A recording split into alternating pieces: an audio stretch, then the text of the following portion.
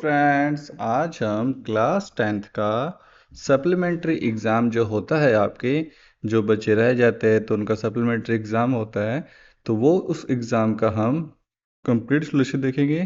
तो आज का हमारा सब्जेक्ट है फूड प्रोसेसिंग, जिसे बोलते हैं खाद्य प्रसंस्करण, जो 2024 में हुआ था। आप देख सकते बच्चों, ये सप्लीमेंट्री एग्ज़ाम हुआ था। इससे पहले आपने सप्लीमेंट्री एग्ज़ाम हो तो वो पहले वीडियो नहीं देखी है। उससे पहले जो एग्ज़ाम हुए थे, फाइनल एग्ज़ाम हुए थे, उनकी वीडियो भी आप देख सकते हैं। मैंने उनकी वीडियो डाल रखी है। ठीक है, आज हम इसका कंप्लीट सोल्यूशन देखेंगे। तो आप देख सकते हो बच्चों, मैंने इसका कंप्लीट सोल्यूशन कर चुका हूँ। ठीक है, तो अगर आपको वीडियो अच्छी लगे तो वीडियो को लाइक और चैनल को सब्सक्राइब करना मत भूलें, क्योंकि वीडियो बनाने में और क्वेश्चन सॉल्व करने में बहुत मेहनत लगती है और बहुत समय भी लगता है।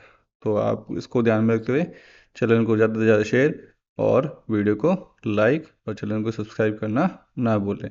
तो बिना कुछ देर किए अब हम स्टार्ट करते हैं वीडियो। आज का पहला प्रश्न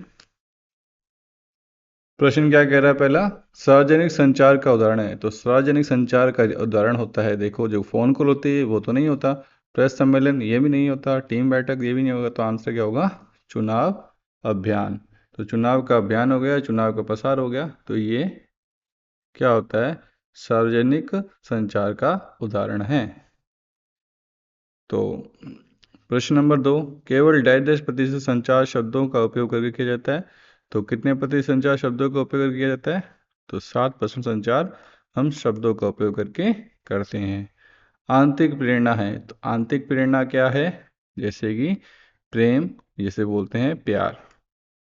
प्रश्न नंबर 4, लक्ष्य निर्धारित करने में स्मार्ट मॉडल में एस का तात्पर्य है।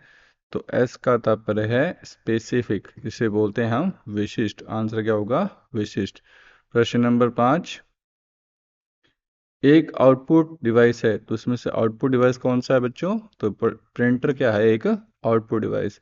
बाकी माउस क्या है? Input device. कीबोर्ड क्या है? Input device. ऑपरेटिंग सिस्टम है ये, जिसे हम विंडो बोलते हैं। विंडो जैसे window 7, Mac operating system, Android, iOS, तो ये सारे क्या है? ऑपरेटिंग सिस्टम है। तो आंसर क्या होगा इसका? प्रिंटर। प्रश्न नंबर 6, एरो कीज क्या है? तो एरो कीज किसे बोलते हैं हम?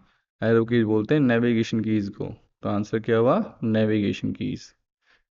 प्रश्न नंबर 7, संयुक्त राष्ट्र द्वारा कितने स्थायी विकास लक्ष्य तय किए गए थे?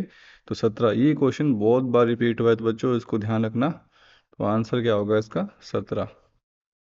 डैश डैश सस्ती और स्वच्छ ऊर्जा का उदाहरण है। तो सस्ती और स्वच्छ ऊर्जा का उदाहरण है सौर ऊर्जा।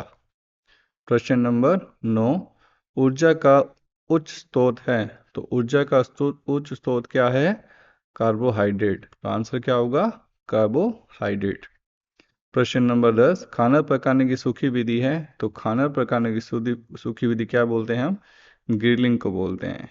तो ये खाना पकाने की सूखी विधि है। प्रश्न नंबर 11, जड़ सब्जी का उदाहरण है। तो जड़ सब्जी का कौन सा उदाहरण है? तो आप सभी को पता है, गाजर। प्रश्न नंबर 12, फेलोवंश वर्णक मौजूद रहता है। तो फेलोवंश वर्णक किस में मौजूद रहता है? तो ये सफ़ेद सब्जियों में मौजूद रहता है। तो आंसर क्या होगा? सफ़ेद सब्जियों में। प्रश्न नंबर 13, प्रोटीन सलाद का मुख्य तत्व है।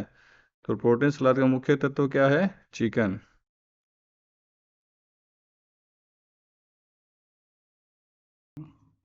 प्रश्न नंबर 14, सलाद का मुख्य तत्व है। तो सलाद का मुख्य तत्व क्या है? बॉडी। प्रश्न नंबर 15, सैंडविच में फिलिंग होनी चाहिए। तो कितनी होनी चाहिए फिलिंग? 1/2 भाग। तो आंसर क्या होगा? 1/2 भाग फिलिंग होनी चाहिए। प्रश्न नंबर 16, सुसज्जित ब्रेड का एक कोर कितना टुकड़ा कहलाता है?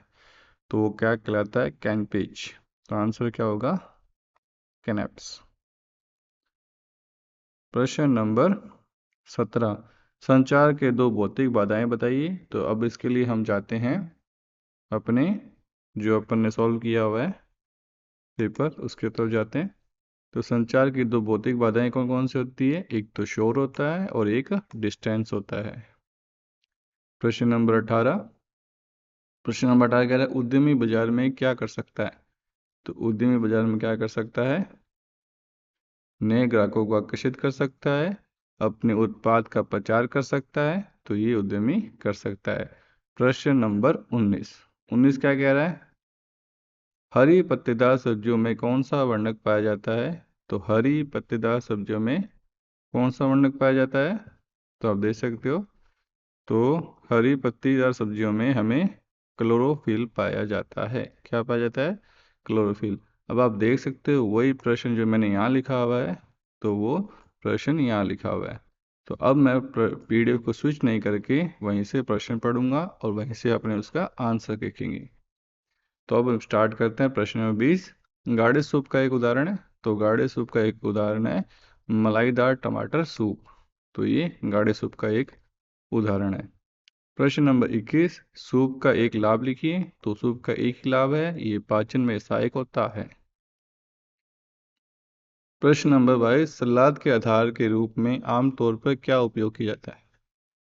तो सलाद के आधार के रूप में आमतौर पर हम हरी पत्तेदार सब्जियां यूज करते हैं। प्रश्न नंबर 23, सैंडविच बनाने के लिए कितने दिन पुराने ब्रेड का उपयोग नहीं करना चाहिए? तो 2 या 3 दिन से अधिक पुराने ब्रेड का उपयोग नहीं करना चाहिए सैंडविच बनाने के लिए।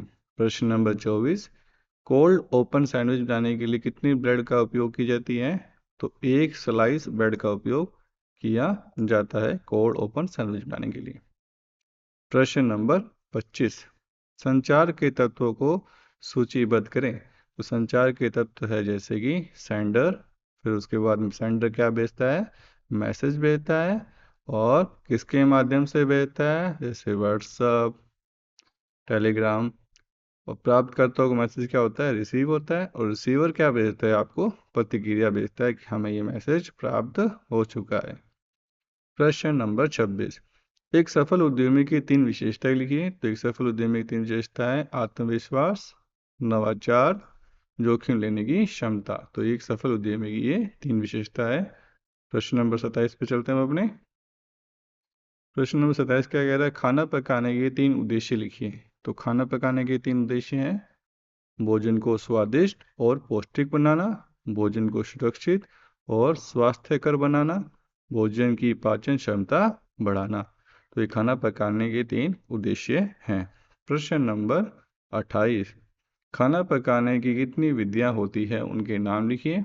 तो खाना पकाने की 3 विधियां होती है, एक तो ड्राई मेथड, और एक गीली विधि जिसे मॉइस्चर मेथड कहते हैं, तीसरी संयोजन विधि जिसे कॉम्बिनेशन मेथड कहते हैं।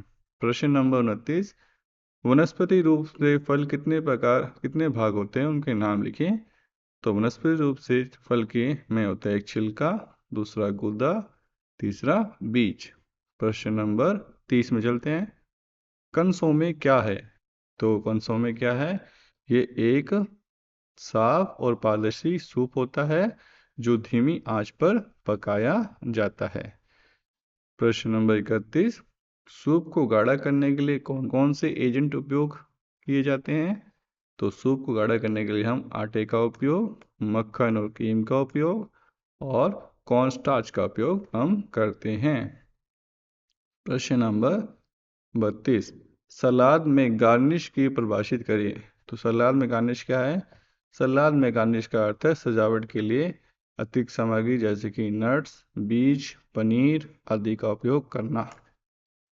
प्रश्न नंबर 33, दूसरों को आपके कंप्यूटर का उपयोग करने से रोकने के लिए तरीके समझाइए। तो दूसरों को अपने कंप्यूटर रोकने के लिए हमारे तरीके हैं: पासवर्ड सुरक्षा लागू करना, स्क्रीन लॉक सेट करें, अनधिकृत उपयोगकर्ता को एक्सेस न दें।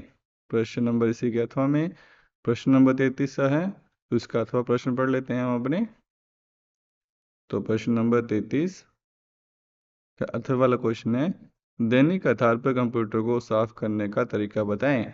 तो दैनिक आधार पर कंप्यूटर साफ करने का देखो प्रश्न लिखा हुआ है, कंप्यूटर को प्रतिदिन साफ करने की विधि या दैनिक आधार पे एक ही बात है। तो इसको क्या होगा? इसका आंसर, स्क्रीन को माइक्रोफाइबर कपड़े से साफ करें, कीबोर्ड और माउस को नियमित रूप से सैनिटाइज करें।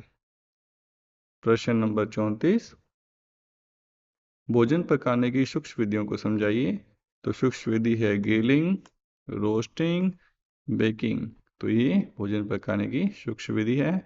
प्रश्न नंबर 34 का अथवा वाला क्वेश्चन जो हम देख लेते हैं 34 का, खाना पकाने के लिए आवश्यक नियमों को समझाइए। तो खाना पकाने के लिए आवश्यक नियम बोल दो, सिद्धांत बोलो, तो उनकी व्याख्या करो। सही तापमान पर बनाएं खाना रखना चाहिए, पोषक तत्वों का संरक्षण करना, स्वाद और बनावट में सुधार करना। तो ये इसके 3 मुख्य तत्व है। प्रश्न नंबर 35, सब्जियों और फलों की ताजगी की गुणवत्ता जांचने के मानदंड लिखिए। तो पहला है कलर, दूसरा है गंध यानी कि स्मेल, और तीसरा है बनावट, उसका टेक्सचर कैसा है।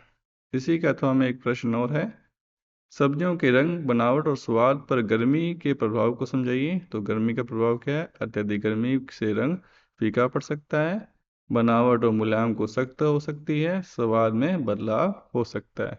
तो आज हमने, आप देख सकते हो 35 क्वेश्चन सॉल्व किए हैं। तो आप देख सकते हो 35 क्वेश्चन ही हैं। इसको हमने आज पूरा कंप्लीट सॉल्यूशन कर लिया है इस वीडियो में। अगर आपको ये वीडियो अच्छी लगी तो वीडियो को लाइक और चैनल को सब्सक्राइब करना ना भूलें। मिलते हैं ऐसे ही नेक्स्ट वीडियो में, तब तक के लिए आपका धन्यवाद।